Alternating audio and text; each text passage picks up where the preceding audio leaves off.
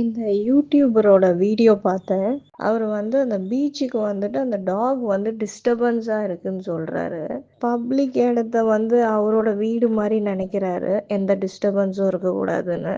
ஏன் நம்ம Indian tax இந்த மாரி பீச்சு, ரோட்ல தான் அவங்களுக்கு இருக்கிற இடம். அங்க தான் தூங்குவாங்க. இவரு அந்த மாரி இடத்துக்கு போயிட்டு அவங்கள டிஸ்டர்பன்ஸ்ன்றாரு. இவர் ஏதோ சாப்பிட்டுட்டு இருக்காரு. அது இவர் போடுவாரான்னு பாக்குது. பசிக்கு பாக்குது. அதுக்கு தெரியாது இவர் எலும்ப கூட போட மாட்டாருன்னு.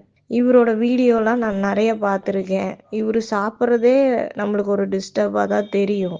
அதெல்லாம் பெரிய விஷயமா இல்ல. இவருக்கு இந்த நாய் தான் பெரிய விஷயமா இருக்கு. நாட்டுல எவ்வளோ இஷ்யூ போகுது.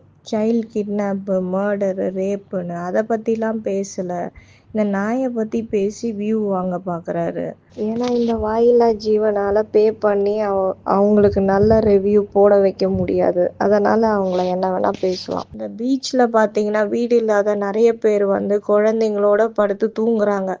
அவங்களுக்கெல்லாம் இந்த டாக்ஸ் தான் பாதுகாப்பாக இருக்கு. உங்களோட வியூஸ்க்காக இந்த மாதிரி வாயில்லா ஜீவனை டாமினேட் பண்ணி பேசாதீங்க. இதே தான் உங்கள் குழந்தைங்களும் கற்றுக்கும். நல்லதை சொல்லி கொடுங்க உங்கள் குழந்தைக்கு, கைண்டாக இருக்கணும்னு. இல்லைன்னா அவங்களும் ஃப்யூச்சரில் உங்களை டிஸ்டர்பன்ஸாக நினச்சிட போகிறாங்க.